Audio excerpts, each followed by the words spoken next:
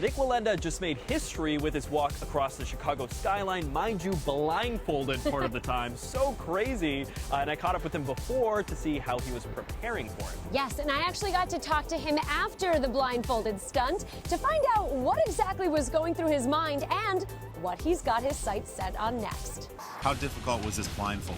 You know what? I think you probably saw me shaking like a leaf. That wire was shaking underneath me, and, I just wanted to make it to the other side. I wasn't going to think twice. I was getting on the wire. I'm going. They call Chicago the Windy City. Did you get a bit of a push?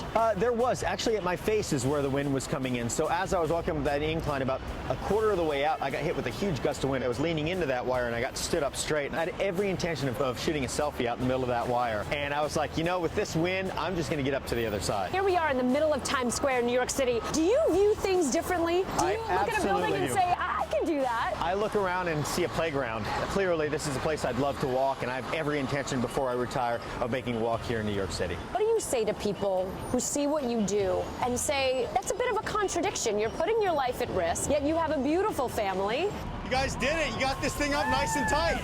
What I do is a very calculated risk. Just because you guys can't relate to it, because you didn't do it your entire lives. I've done it my entire life. Actually, my mom was 6 months pregnant with me and walking the wire. So before I was born, 7 generations and 200 years of my family. And what about your kids? You have 3 lovely children. Would you want them to become stuntmen?